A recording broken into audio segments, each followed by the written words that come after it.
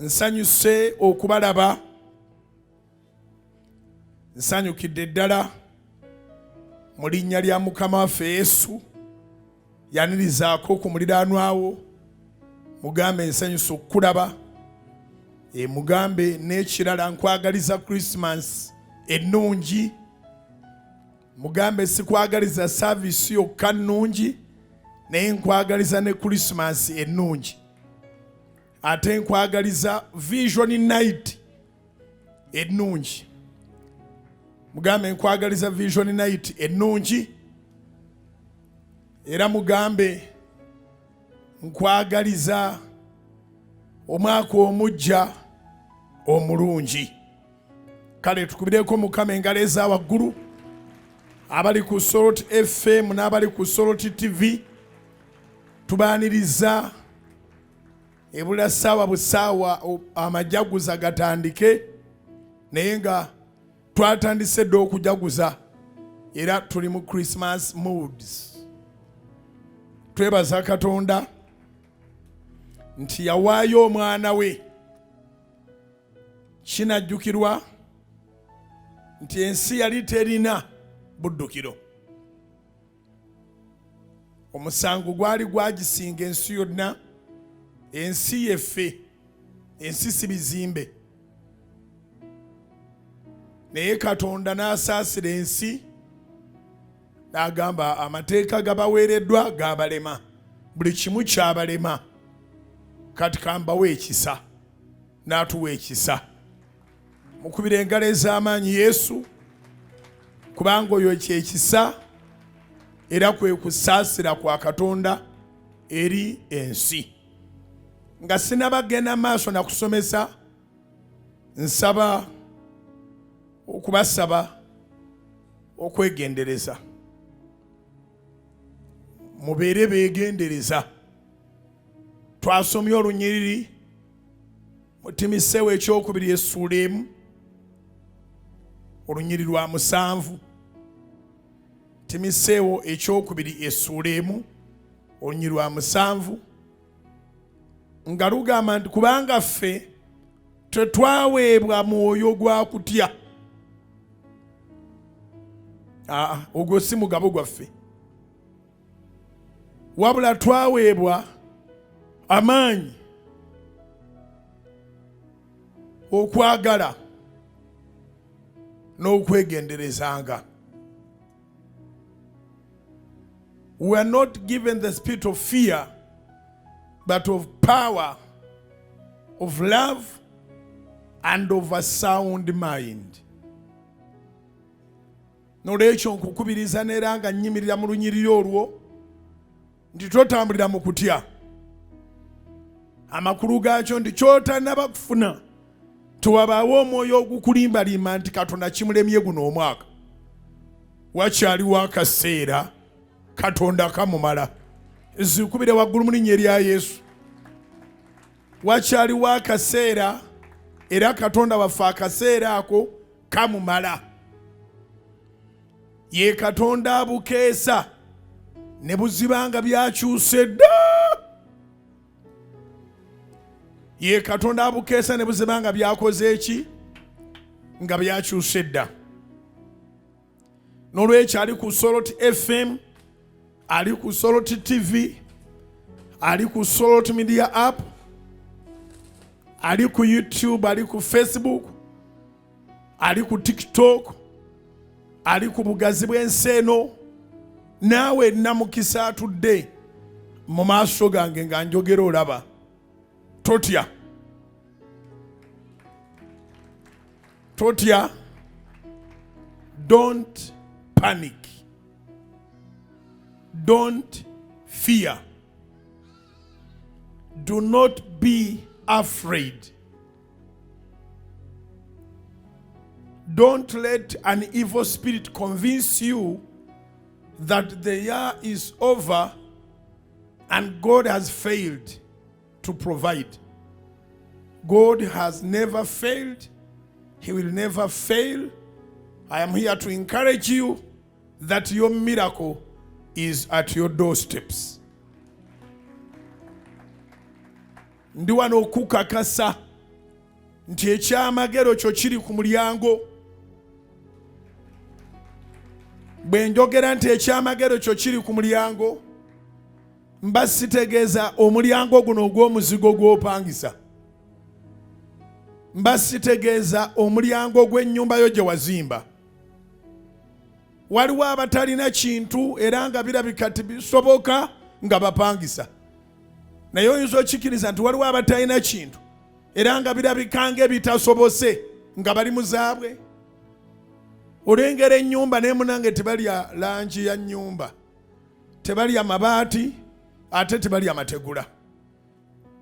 Ewaffe e Buddu Masaka gye nzaalibwa bagamba nti ebizibu tebimanyi nnyumba ennungi oba embi. Ali mu kikomera, ali mu nnyumba ennungi, ayina n'abakuumi, ebizibu biyita ku bakuumi ne biyingira. Ali mu muzigo ng'ayingira mulyango ogumu tekuli gw'emmanju, ebizibu biyingira. Naye Mukama bw'aŋŋamba nkugambe nti ekyamagero kiri ku mulyango gwo, kino kyaba ategeeza nti ggulawo omutima gwo, ekyamagero kinaayingira. Ggulawo omutima gwo n'ekyamagero kinaayingira. Omulyango gw'omutima, omulyango gw'omuntu si mulyango gwa luggi, si gwa mbaawo ate si gwa kyuma. Kyova olaba oli bwakukola obulungi, weebaza katono n'ogamba kale namuggulirawo n'ayingira naye ankoze bulungi. Ate oli bwakukola obubi, owulira ennaku n'ogamba kale naggulirawo waaki oluggi. Tuli ffenna abooluganda, kale lwaki namuggulirawo oluggi? Amakulu gaakyo nti waggulawo omutima gwo. Oluggi lwetuggulira abantu okuyingira mu bulamu bwaffe si luggi lwa kyuma ate si lwa mbaawo, wabula oluggi lw'omutima gwaffe. Era ne Mukama waffe agamba nti ndi ku mulyango ng'onkona. Awulira eddoboozi lyange naggulawo, nja kuyingira ewuwe tulire wamu. Ku Bikkulirwa essuula 3, Revelation chapter 3. Agambye atya mu Bikkulirwa essuula 3? Ku Bikkulirwa essuula 3 onyirwa 20. Revelation chapter 3 from verse 20. Agambye nti raba nyimiridde ku luggi neeyanjula, omuntu yenna. Ebyo bye bimu ku binjagaza Yesu. Yesu talonda classes, Yesu alonda abantu bonna. Abantu balina classes taata, ne mu makyaki classes zibeeramu. Waliwo wootatuula ate nga mwenna muli mu kyaki. Osobola okwekeeza n'obaako entebe mw'otuula, ne bajja ne bakubulira ka bulungi nti tubadde tusaba oveemu, ogenda okulaba nga bakuggye y'okwesigama, bakuggye mu egonda, bakututte mu ndala. Kyaki abantu basobola okussaamu class, naye Mukama waffe tassaawo class. Akwata abantu bonna Mukama waffe n'abafuula ba class. Kiwandiike. Church abantu bassaamu class, naye Mukama waayo Yesu Kristo ye tassaamu class mu church. Alonda omuntu yenna n'amufuula wa class. Nolwekyo Yesu tumuwulirize n'obwegendereza. Ku Bikkulirwa essuula 3, Revelation chapter 3 verses 20 to 24. Laba nyimiridde ku luggi neeyanjula. Waliwo eddoboozi mundaayo erikugamba nti bisoboka. Waliwo eddoboozi mundaayo erikugamba nti ssaawa yonna Mukama agenda kukikola. waliwo eddoboozi mundayo erikugamba nti kati ye gwaddako. Ne wabaawo n'eddoboozi eddala erikugamba nti gwe tolaba ng'omwaka gwaweddeko dda era okyalemedde kukukkiriza. Akati bwe kiba kyakolebwa kigenda kuvaawa. Gundi gwali osubirizaamu tolaba nga talina kye yakolawo. Gundi gwali osubirizaamu tolaba nga kyamulema.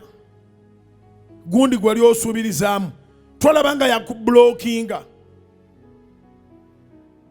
Gundi gwali osubirizaamu tolaba nga takyakwata masimu go, nga ne bw'osirika meseji takyaziddamu. Kati eddoboozi lya Setaani ne lisinziira okwo okukugamba nti n'abandikuyambye bonna naawe okimanyi baakubulookinga, tebakyakwata masimu go. N'abandikuyambye bonna naawe okimanyi tebakwagala. Tomanyi nti baakusalayo ebigambo ne babakukyaya. Amaaso go bwe gatunudde wonna, eddoboozi lya Setaani ne likugamba nti ndowooza naawe okiraba nti tewakyali kigenda kubaawo, naye nga liri ate eddoboozi ery'omwoyo terifa. Setaani bw'amala okuleekaana nga lijja likugamba wamma totya, Katonda ali ku ggwe. Wamma totya, Katonda agenda kukikola. Wamma totya. Wabaawo ate eddoboozi eryo erigamba wamma totya ne lyekyanga n'okwekyanga neriga nti weekyange gamba naye ku ddakiika esembayo nga 3 mu Desemba nga tezinnakoona 6 ogw'ekiro Katonda agenda kukola. N'owulira ng'oli convinced n'eddoboozi eritakozesa maanyi mangi, erikakamu, eryetoowaze, erikugamba nti Katonda talina budde, saawa yonna Katonda akikola.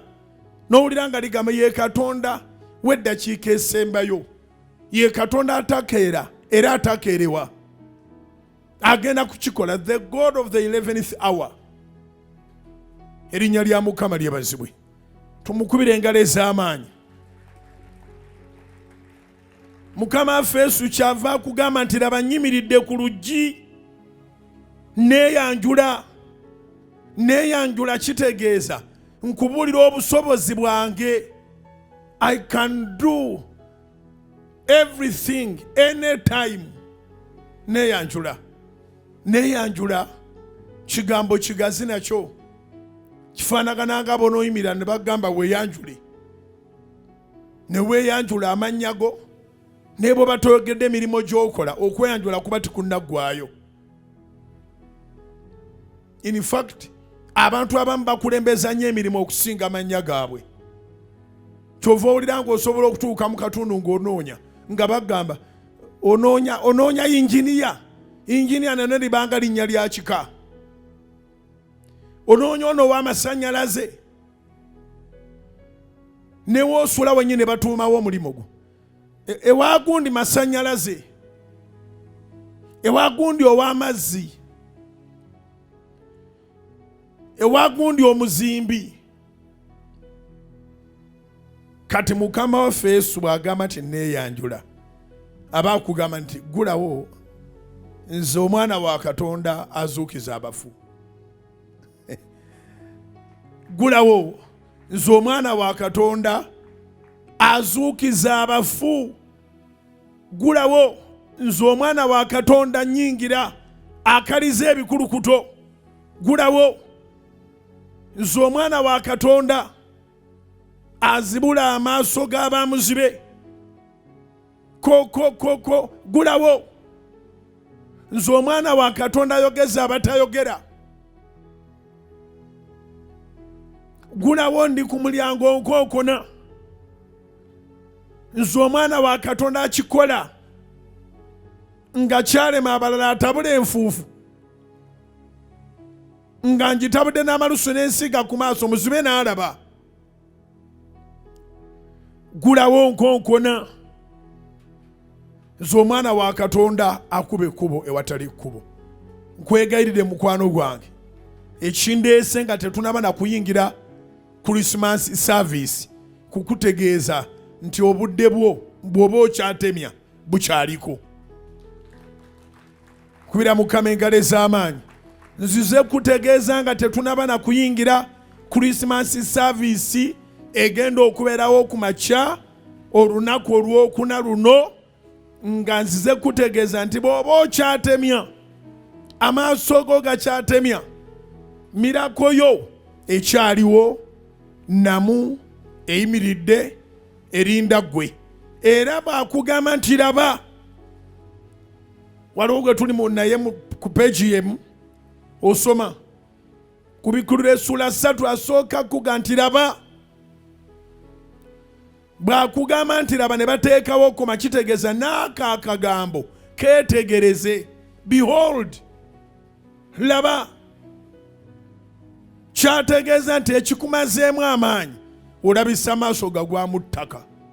Kakati raba, labissaako ku maaso g'omuntu ow'omunda, labissaako ku maaso agatagwamu ttaka, labissaako ku maaso ag'omwoyo.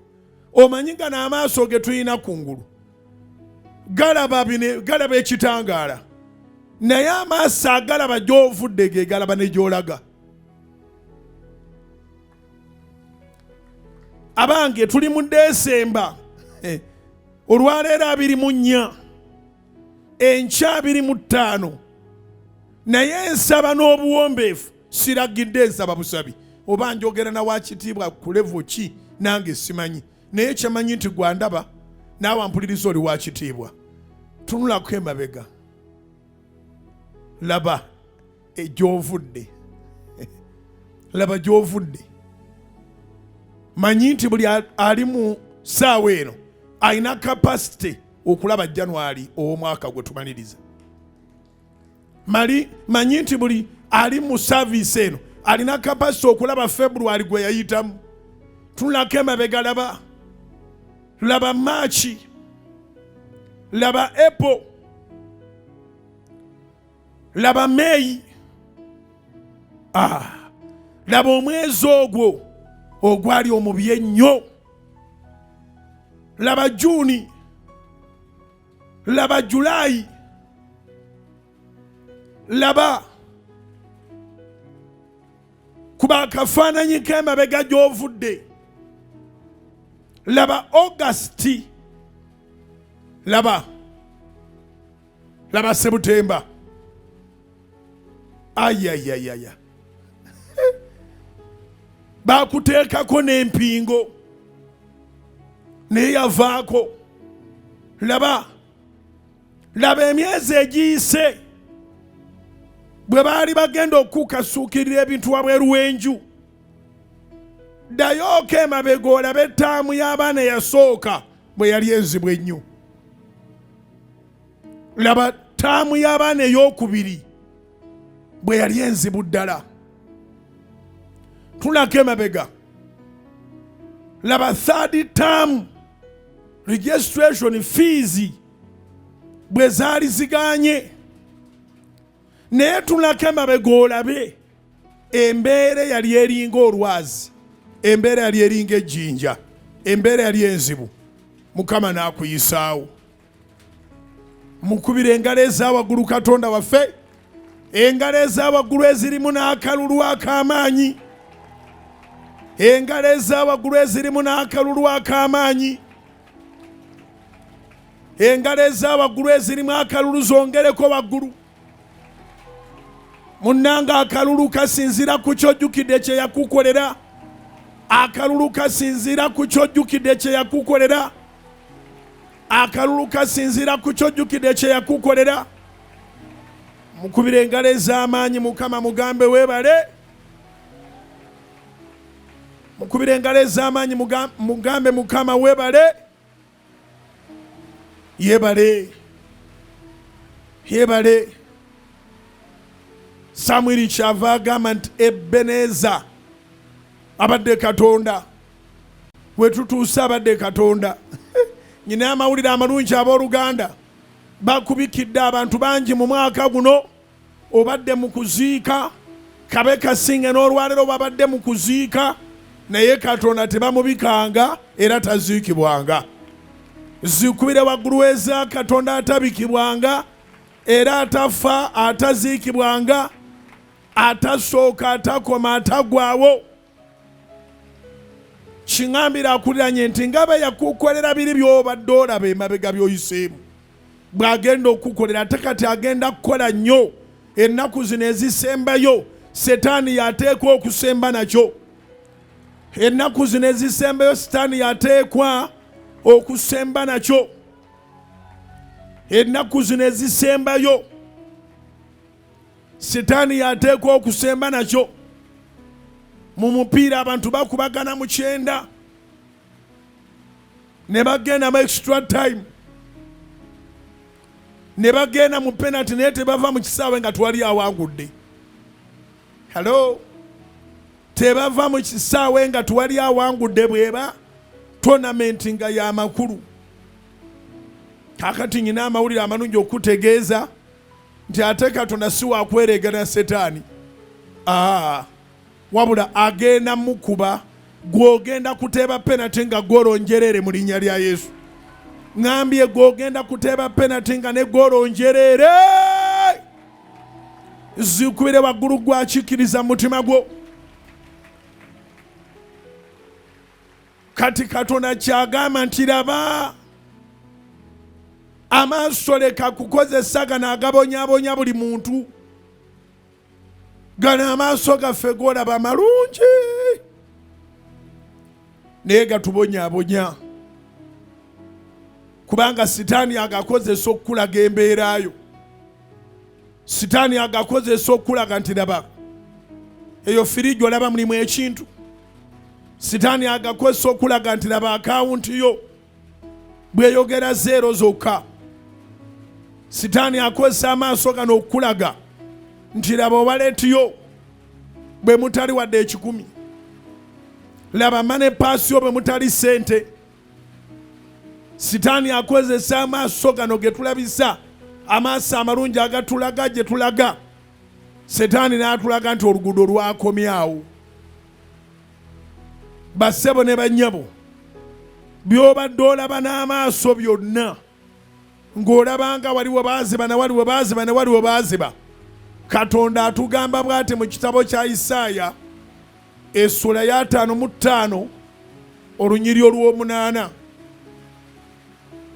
Isaiah chapter 55 verse 8 agamba nti ebyo ebirowoozo byammwe ebyo si bye birowoozo byange. N'agamba makubo gammwe ago si ge makubo gange. Isaiah chapter 55 verse 8. Your thoughts, says the Lord, are not his thoughts, and your ways, says the Lord, are not his ways. Katonda aba ategeeza ggwe nga bw'ategeeza n'omulabe wo. Omulabe wo bw'aba alowooza nti okomye, ng'alowooza nti byakulowoozaako naye Katonda byakulowoozaako, alabye nnyo. Ebirowoozo by'omulabe wo tebifuga birowoozo bya Katonda.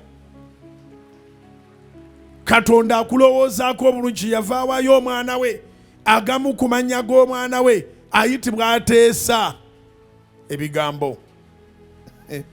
Isaaya essula ya 9 olunyiriri lw'omukaaga n'olw'omusanvu.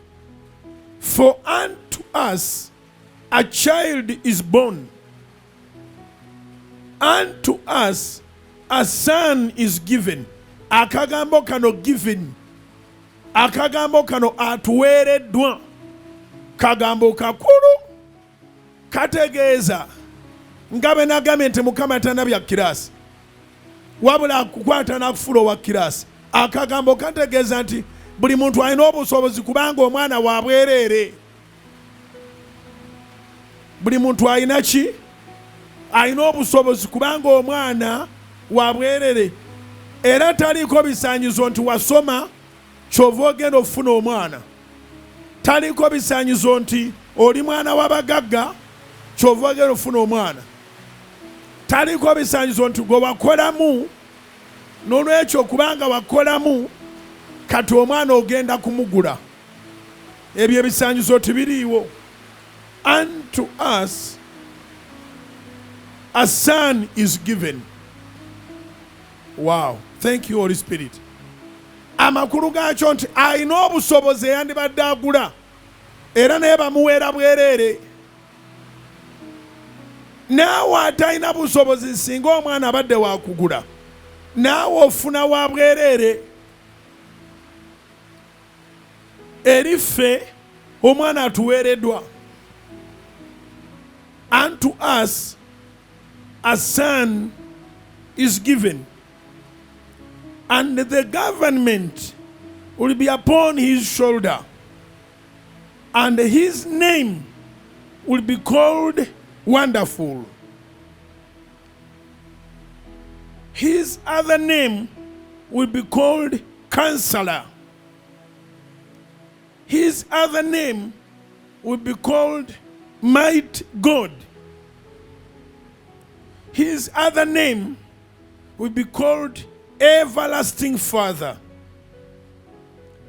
Lastly but not the least, Prince of Peace. Bw'ofuna Yesu oba okigadde zikubire waggulu mu linnya lya Mukama waffe Yesu. Bw'ofuna Yesu oba okigadde, ono omwana azaalibwa obufuzi bwonna Bayibuli egamba buli ku kibegabeega kye.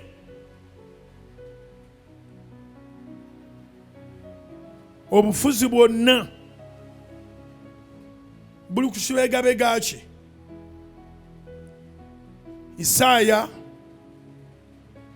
essula ya 9:6 nga sinaba nagenda ku lwa 7 ne n'otulwetaaga ne buli olw'omukaaga lwokka, kubanga omwana atuzaaliddwa ffe. Si buli mwana gwe bazaala nti abeerawo si buli mwana gwe bazaala nti akukwatako, naye ono Yesu yazaalibwa ku lwaffe ffenna. Okoze bulungi okukuba engalo, kubanga omwana atuzaaliddwa ffe. Omwana ow'obulenzi aweereddwa ffe freely. Si bamututunzizza, bamutuwadde buwi. Naye wulira value gye tufunye, wulira emigaso n'okufuga. N'okufuga kunaabanga ku kibeegabeega kye. Yes, njagala tuve mu nnyimba nejjo nabagambye togamba nti yabifuga yabifuga Yesu tubimulekere abifuge. Yabifuga yabifuga Yesu tubimulekere abifuge. But right now you are so worried. Weeraliikiridde nnyo ate nga weeraliikidde bye yagamba tebikweraliikirizanga. Omwana ono Mukama waffe Yesu yagamba teweeraliikiranga ky'onaalya newankubadde ky'onaayambala, kubanga omubiri gwe tegusinga engoye, omubiri gwe tegusinga emmere.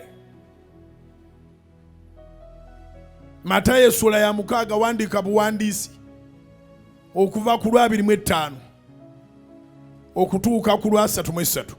Matayo essula ya 6 okuva ku lwa 25 okugendera ddala paka ku lwa 33. Wakati awo akubuuza ki ekikweraliikiriza?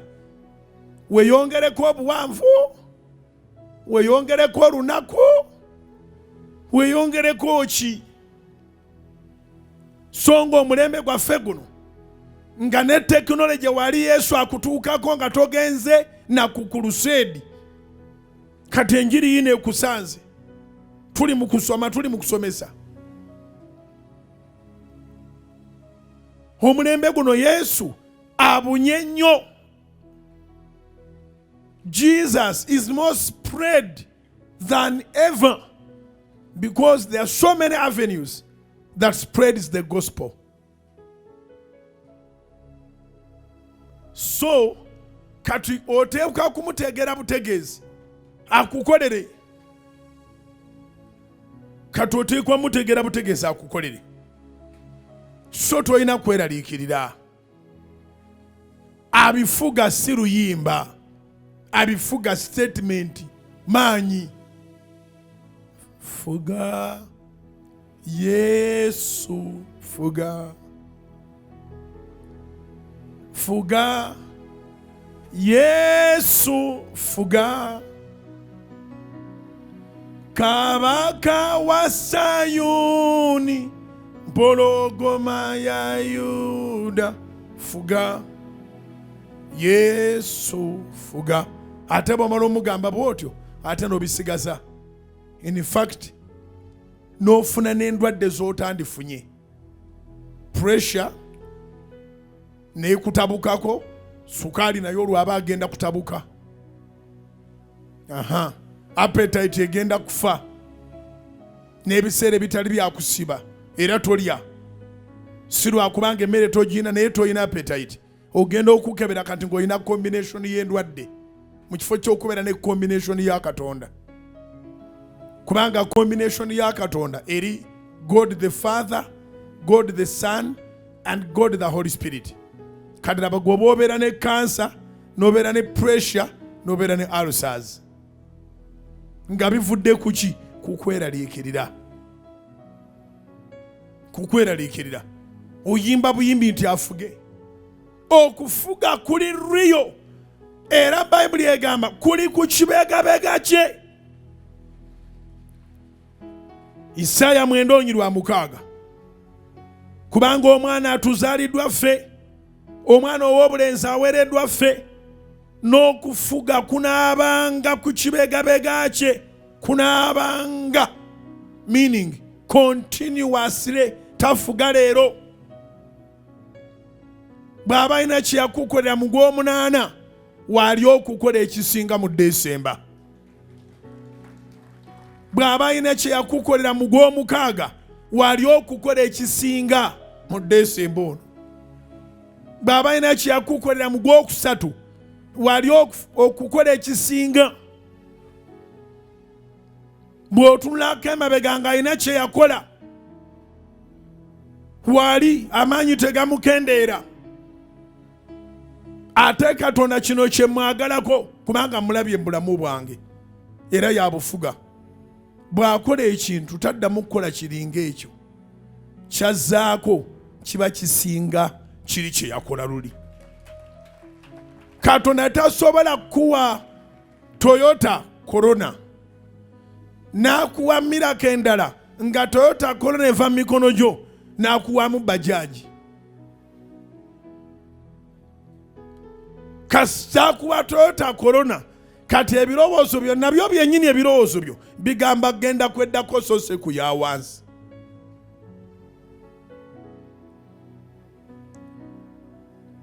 So nkutegeeza nti bw'aba yakukolera mu Julaayi wali okukola mu Desemba. Bannange nfuneyo ku bantu eyo abawanika emikono abaga nti emyezi 11 egiyise ndabye Katonda alina kye yankolera. Wanika omukono ng'olabye Katonda ng'alina kye yakukolera. Emyezi 11 egiyise, muno tuli mu gwa 12, olina wajjukira nga walaba Katonda ng'akola.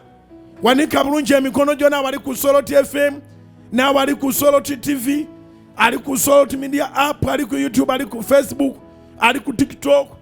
Ayekakasa nti Katonda ye yakukolera. Wanika omukono gwo. Nyina amawulire amalungi. Agenda kukola ekifundikiro omwaka. Agenda kukolera ekifundikiro omwaka.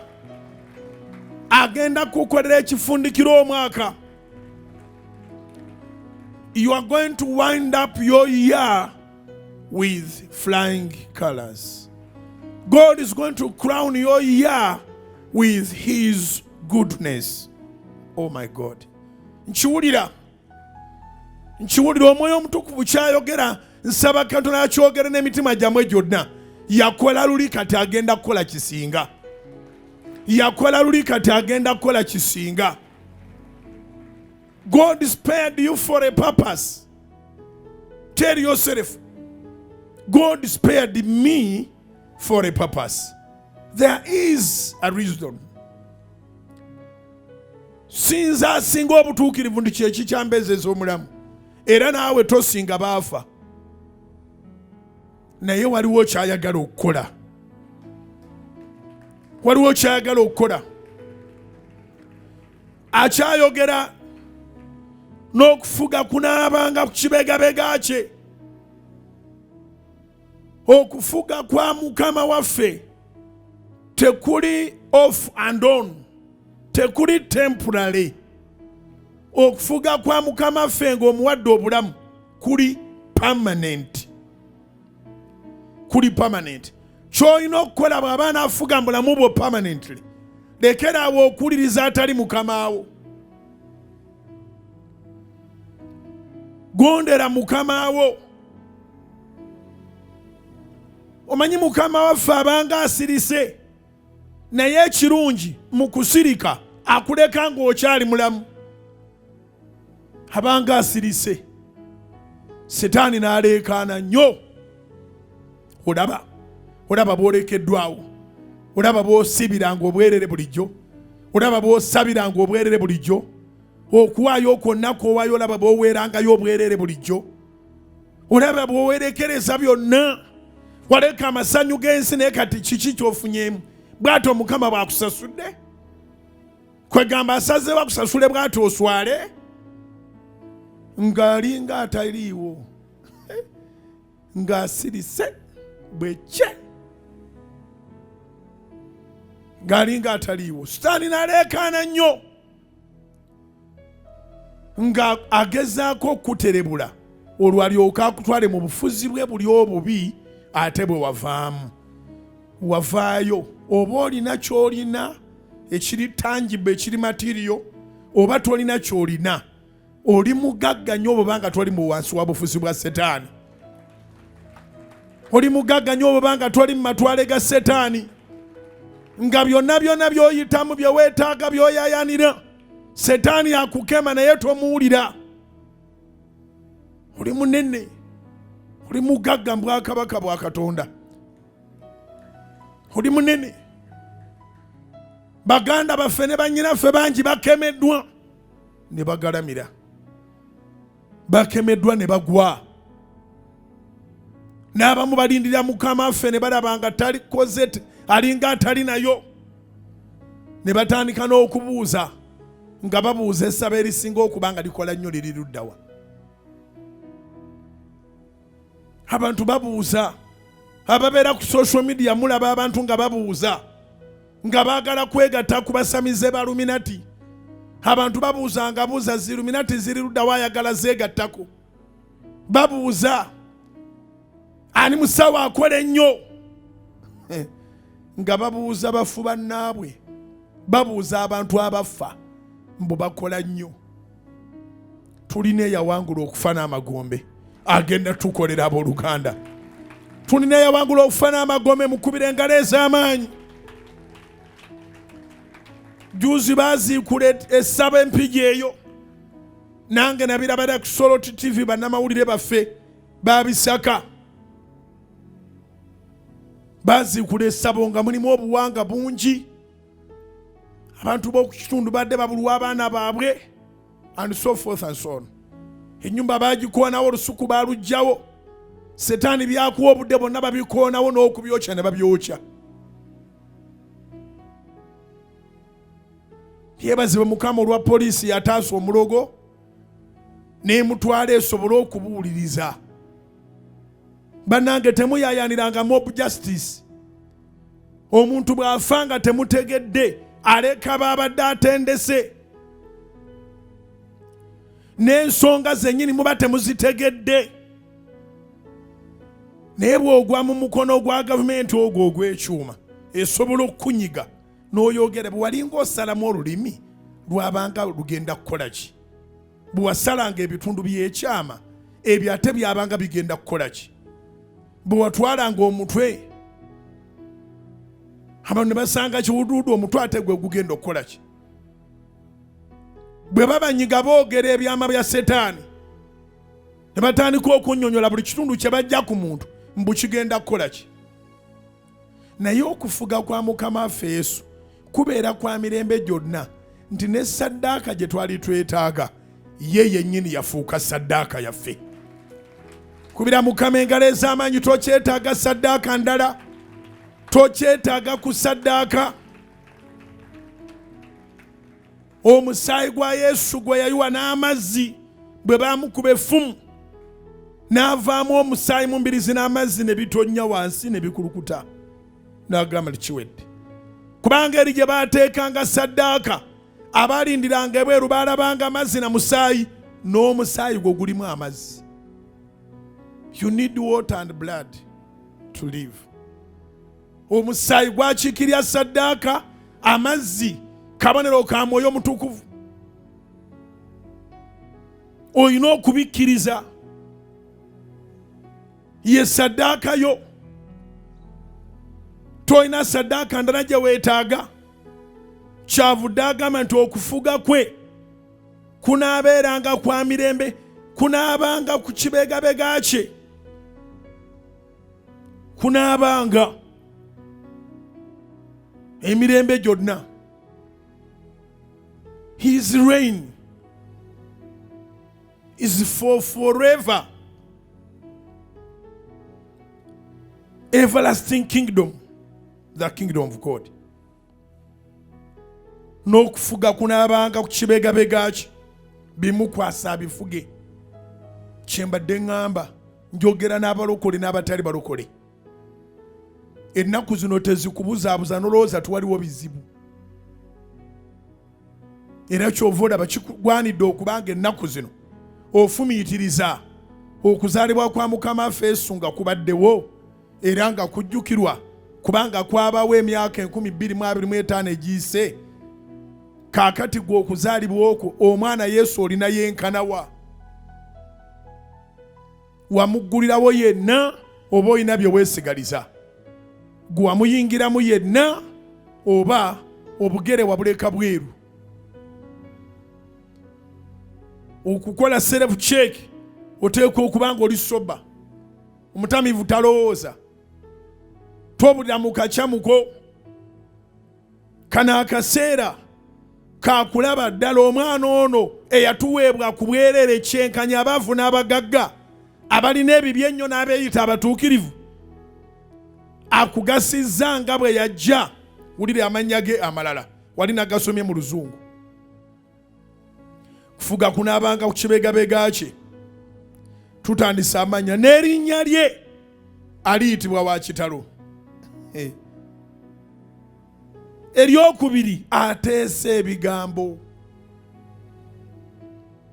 Teweralikira abakuteeseza, omwana wa Katonda akuteeseza bulungi. Ateesa ebigambo. Katonda ow'amaanyi, Kitaffe ataggwaawo, omukulu ow'emirembe. Endala nja zisomesaako, naye sooka owulire ekigambo ekyo. Oyina emirembe mu mutima gwo? Twebaza Katonda bw'oba oyina emirembe. Atalina mirembe, kabaka ow'emirembe wuno wa bwereere. Kabaka ow'emirembe wuno wa bwereere, muggulire wakola eki? Hayingire. Nzizeeyo mu Kubikulirwa Essula 3. Laba, nyimiridde ku luggi neeyanjula. Omuntu yenna bw'awulira eddoboozi lyange n'aggulawo oluggi n'ayingira gy'ali, era n'aliira wamu naye nange. Ggulira Yesu ekyokulya si kizibu. Toggulira Yesu ng'ate bw'obuusabuusa. Muggulira omulundi gumu. Sitaani ateekwa okubanga naye bw'akonkona oluggi lwo alaba waggalawo ddo, walookingira mu Yesu. Agezaako okutegeeza nti enjala egenda kutta, agezaako okutegeeza nti omuyaga gugenda kutwala, agezaako okutegeeza nti amayengo n'amazzi g'ennyanja binaakusaanyaawo, naye nga gwabigamba awulira. Olina kuwulira mukama wo so si abalala abazunga.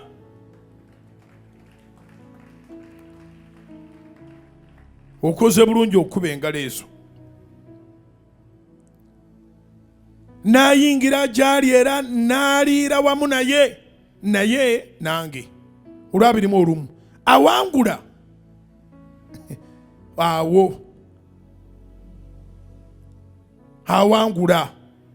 awangula ebiyitiŋŋana, awangula amaloboozi g'omubi, awangula gali amaloboozi ne biri ebirowoozo ebikugamba nti wabadde olowooza wonna waggaddwa. Omwoyo Omutukuvu ali coordinated. Wuliriza Isaaya 5:5-8. Ebirowoozo byo si birowoozo byange. Ebirowoozo byammwe si birowoozo bya Mukama. N'amakubo gammwe si makubo ge. Agamba n'amakubo gammwe si ge makubo gange. Amakulu gaakyo nti wonna bwe balowooza baakuggalira beggalira bokka. Omuntu akulwanyisa yereetako ekibi ekirimutwala mu geyeena. Kubanga oba anaalwana oba taalwane, Katonda agenda kukukolera. Oba omuntu oyo anaalwana oba taalwane, Mukama agenda kukuyamba. Oba omuntu oyo anaalwana oba taalwane, Mukama agenda kukuviirayo. Whoever fights you is causing more harm to himself or to herself, because God doesn't seek anyone's consent to work for you. Katonda teyeetaaga kundi kukooneramu. Kuba akafaananyi eyali taagala omaleko guno omwaka akyakulaba ng'otambula. Wandizikubidde waggulu mu linnya lya Mukama waffe Yesu. Eyali taagala omaleko guno omwaka akyakulaba ng'otambula. Esigadde ennaku ntono obutono bwe tuti. Tukuŋŋaane mu Vision Night nga 3 mu Desemba ku Canaan Land. Oyimuse emikono omugambe Taata ompisizaawo. Ompisizaawo ababi bwe babadde bagamba sisobola kuyitawo. Ompisizaawo badde basombera eddogo nga bagamba naafiirawo. Ompisizaawo.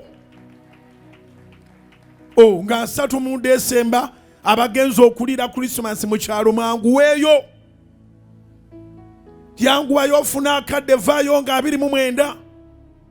Latest nga 3. Tulo wandiike pulogulamu ye y'omwaka. Lowooza na Katonda, tolowooza na balogo. Think with God. Do not think with your enemies. Ebiseera ebisinga tulemererwa okukola nga tuli mu mayindi y'abalogo mu kifo ky'okubeera mu mayindi ya Katonda. Nandikikoze naye awo tebagenda kumpeereza ettalo. Nandikikoze ekyo n'amaanyi ngawulira mwegali Mukama ajja kugampa, naye maama bagenda kumpeereza kifaalu awo. Nandikikoze naye okikola amajiini gaakuno ogawona, bagenda kumpeereza amajiini. Nandikikoze ne bayinza okugenda ne bandoopa mu b'obuyinza. Bayibuli ekugambye nti okufuga kwonna kuli ku kibegabega kya Mukama waffe. Bagenda kulopa wa buyinza ki? Bagenda kulopa wa buyinza ani oyo? Okufuga kwonna kuli ku kibegabega kye. Buli kyogenda okukola kimanye nti Mukama waffe Yesu Kristo emyaka 2025 tuyingira 2026 yafuga. Trust his leadership. Trust his reign. Trust his throne. Trust his kingdom. Trust in his power. So nkwegayiridde nnyo kino nsaba kiyingire mu mutwe gwo. Tolowooza na mulabe, lowooza na Katonda. Tolowooza na mulabe, togatta birowoozo byonna bya mulabe. Bw'obanga okola by'okola, tolowoozanga mulabe ky'anaakukola ng'okoze by'okola. Katonda bw'akukozesa akuwa ne protection. Zikubire waggulu obanga oli mu kuyiga, Katonda bw'akukozesa akuwa ne protection. Katonda tasobola kuwa kyamagero n'agenda bugenzi. Ebyamagero bya Mukama abikuuma. Bw'onoosoma Yobu essuula 2 ojja kulaba obusungu Sitaani bw'alina. Yagezangako ewa Yobu. Weesomere Yobu essuula 1 n'essuula 2. Owulire abaana ba Katonda bwe baakuŋŋaana ne Setaani n'ajjira omwo. Setaani n'akola statement eraga nti Katonda waffe atukolera ebintu n'abikuuma. Engeri gye tubeera n'obugayaavu kankusomeremu.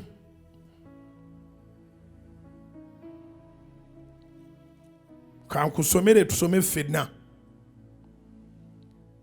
Bayibuli egamba mu Yobu essuula 1 kantandike n'onyiri wa 6. Yobu essuula 1 ntandikire ku nyiri wa 6 ne lwenjagala oli wali mu 10. Bayibuli egamba bw'eti awo olunaku lwali lumu abaana ba Katonda ne bajja okukiika mu maaso ga Mukama, ne Setaani ne najjira mu abo, najjira mu bo. Mukama n'agamba Setaani nti ovaawa?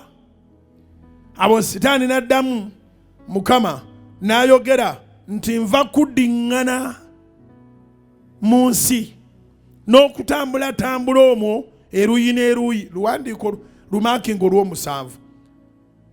Sitaani bw'akufiira ate akomawo. Weekanga olwaleero olina faith ng'eri waggulu nnyo, ate nkyogenda okuddamu okwetegereza nga faith yasse.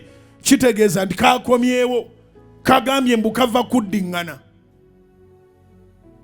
Katambulatambula nga kaddiŋŋana eno n'eri. Olina okwegendereza ennyo nga tetunayingira mu ggulu. Buli muntu asobola okwonoona, kubanga Setaani eyadduse ku makya akomawo olw'eggulo. Setaani yadduka jjo akomawo leero. Era njagala okukubiriza baganda bange ne bannyinaze, mba ntegeeza human beings. Tuli ba Luganda. Tulina omusaayi gwe gumu. Bw'oba weetaaga omusaayi mu ddwaliro tebanoonya baana ba kitaawo. Kati kiki enkubiriza baganda bange ne bannyinaze? Nkubiriza baganda bange ne bannyinaze obutakomereranga muntu misumaali ng'ali mu bizibu. Setaani oyo amaze omusuula mu bizibu, kati ajja wuwo. Yambako ali mitawaana, yambako ali mu bizibu. Mu kaseera bwe kati waliwo atalina mikwano nga talina bantu. Setaani yamukwata n'amugobako abantu bonna. Ate oli neiba we wategedde talina mmere, talina mazzi, talina nku, talina manda, talina kino, talina kiri, alina n'abaana. Togifuula mboozi. Yamba ky'osobodde. Bw'obanga naawe olina kitono nga tosobola kuyamba, mukwewolere Yesu. At least if you cannot help with something, help with a prayer. Kubanga Setaani bw'anaava ewooyo nga tewafaayo, kati atazzaako wuwo. Tebamuwandiikira. Kizibu okusanga omuntu agamba nawandiikira Setaani. Olabiraawo ng'ayingidde. Yesu yagamba nti ndi ku mulyango nkonkona. Setaani ye amenya bumenya luggi. Kiwandiike. Yesu yagamba nti ndi ku mulyango nkonkona. Naye Setaani oyo gw'olabe yakolimirwa yamenya bumenya luggi. Weekanga obwavu bwayingira dda bw'otaggulira. Bagenda okukebera ng'omulabe yayingira dda olina kansa, olina siriimu, olina TB, olina hepatitis. Omulabe takonkona. Omubbi ayingira buyingiza anoonya kituli waayita. Gw'atali mubbi. Ngambye nti gw'atali mubbi abeeno tolina kyoyagala kubba munda. Munzigulirewo. Nkajjukidde ak'ewaffe Masaka mu kyalo.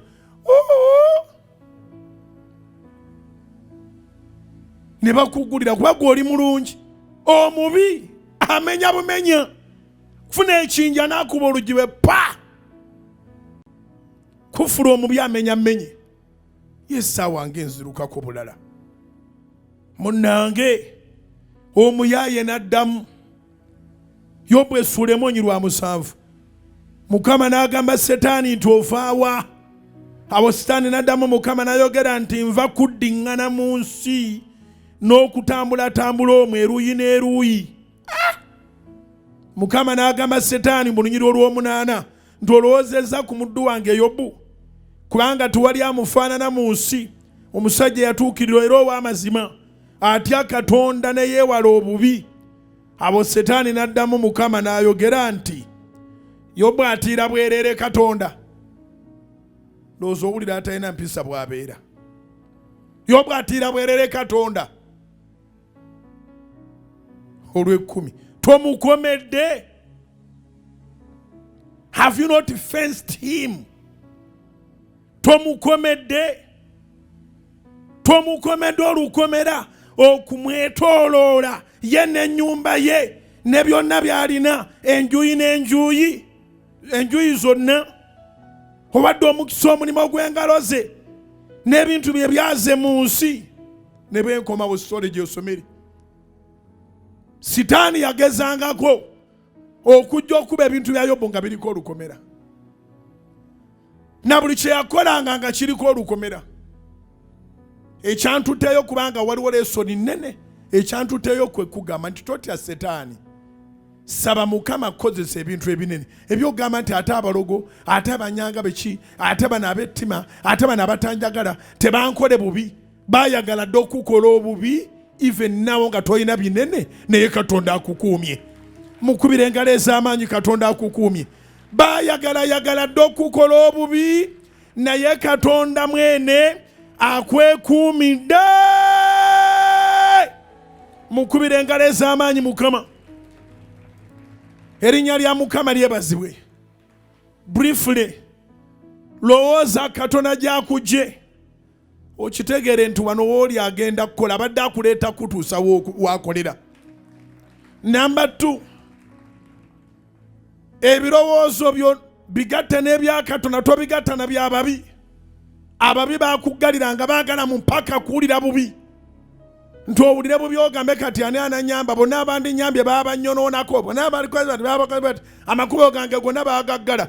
Katonda agambye nti amakubo ge ge gaffe ge tulaba, n'ebirowoozo bye si birowoozo byaffe. You cannot contaminate God's thoughts, and you cannot close the ways of God. Katonda ayinawo engeri gy'agenda okukolera ng'akozesezza naawe b'otaalowooza. Ate Katonda ayinawo engeri gy'agenda okukolera ng'akozesezza amakubo naawe g'obadde tolaba. Gulawo, nziramu okutegeeza nga mmaliriza essaawa eno ey'okusoma. Ekyamagero kyo kiri ku luggi kikonkona. Ekyamagero kyo kiri ku luggi kikonkona. Ekyamagero kyo kiri ku luggi kikonkona. Gulawo omutima gw'ofulumya obutakkiriza. Gulawo omutima gw'ofulumya obutasuubira kintu kirungi. Gulawo omutima gw'ofulumya okukyawa n'okwekyawa. Gulirawo Yesu ayingire, ebintu bikyuke ne mu ssaawa esembayo mu mwaka mu linnya erya Yesu. Ebintu bikyuke ne mu ssaawa esembayo mu mwaka mu linnya erya Yesu. Ebigambo bino bikulu nnyo, munzikirize mbyongereko nga tusisinkanye mu saaviisi eno ya Christmas wano ku Canaan Land. Amakya gano ag'olwokuna tugenda kuba ne saaviisi etandika ku ssaawa 3. Kitegeeza nti jangu otuule nga bukyali. Tujja gimala ku 6 oba 7, tejja kusukka 7. Tewaliwo activities, tetutaddewo baana kuyimba bya Christmas. Nze ngendo bannyonnyola Christmas etegeeza ki, era njagala obategeeza Mukama ffe Yesu era Mukama wange. Njagala obategeeza Katonda by'asobola okukola ng'akola n'abantu be batasuubira, kubanga tasosola bo bantu. Buli muntu mu nsi wa mugaso, akuyita atali wa mugaso era si ye yakutonda, era mutuufu toli wa mugaso gy'ali, naye eri ono akuwadde omukka gw'ossa oli wa mugaso, kubanga omukka tebagugabira bugabizi bwereere. Baaba oli wa mugaso. Buuzaako abantu bakubulire oxygen agula sente mmeka. Bwe bakutwala mu ICU baba baagala bakuwa omukka ogire ng'ossa gugula sente mmeka. Naye ate ogwabwe toyinza kubanga oplaningirako, naye Mukama akuwa omukka n'olowooza n'opulaninga n'otambula ng'oli ku oxygen still, naye so oli ow'eddwaliro ow'okusasula miliyoni 4 mu sande emu. Akulinamu omugaso Mukama alina byagenda okukola naawe. Akulinamu omugaso. Muggulirewo era mukkirize. N'ekinaasembayo lekerawo okweraliikirira. Wuliriza Mukama wo omu yekka, towulira bantu bangi. Wuliriza Omwoyo Omutukuvu, towuliriza na mubiri gwo, kubanga n'omubiri gulimba. Mubiri gulimba, osiranye, okomye, omwaka guweddeko, bakuloga, era ndowooza oliko ekintu, oliko ekikulondoola. Waliwo abantu nga toliiko kikulondoola, ebiro byo bye bitannatuuka. Waliwo abantu nga toliko kikulondoola, ebiro byo nga bye bitannatuuka. Toyinza kuŋŋamba nti Yesu tuyabuulira njiri for 30 years n'alyoka atandikirawo n'abulirira emyaka 3 ng'oga nti waliwo ekyali kimulondoola ne kikwata enjiri ng'ali myaka 18, 25 paka ku 3. No, waliwo ebiseera gwakola nyiikira, naye lw'oligaggawala tolumanyi. Nange sirumanyi, naye mmanyi kimu, ojja kugaggawala. Ngambye manyi kimu nti ojja kukola ki? Ojja kugaggawala, nyiikira. Sensonga zino ngenda zongerezaako saavisi ya Lwakuna no ya Christmas. Mujje tusabe ffenna abagenze mu byalo mutege soloti abantu mubabunyiisa omunnyo, mutege soloti TV Salt FM, byonna ku ebiri bikola olw'ekisa kya Katonda. Era njala bategeeza nti Olwokuna no ye Christmas, naye ku Lwokutaano nga 26 tulina lanchawe ey'amaanyi, mwena muli off ku mirimo, mujje muwulire ekigambo kya Katonda ku Lwokutaano lanchawa. Ate Olwokutaano lanchawa ngewedde tugenda kusula mu night prayer. Tugenda kusinza Mukama. Nze mumanyisiranga bantu, nandikugambye tugakubeera n'egundi ekiro, tujabeera n'egundi ekiro, naye kankubuulire gwe tugenda okuba naye. Tugenda kuba ne Yesu Kristo, omwana Katonda omulamu. Night prayer tugenda kuba ne Yesu Kristo, omwana wa Katonda omulamu, kubira Mukama engalo ez'amaanyi. Night prayer y'Olwokutaano luno tugenda kuba ne Yesu Kristo, omwana wa Katonda omulamu. Tosubwa, jangu tusuleko mu kiro. Boxing Day abantu beexchanginga birabo magiraasa agaatika. Jangu Mukama omuwe ekirabo eky'omwoyo gwo, naye akuwa ekirabo eky'obulamu. Kagenda kubeera kasiki ka vision night. Imusa emikono gyo. Nkusabira wonna wooli mu linnya lya Mukama ffe Yesu, afunye ebirungi sitaani tabibba, atannafuna Katonda ajja abikuwe. Era olaba omukono gwa Mukama, afunye ebirungi Mukama abinyweze, abyongereko obwongezi. Atannafuna Katonda akuweera akwongere, era akwongere, era akwongere. Merry Christmas in the name of Jesus. God bless you.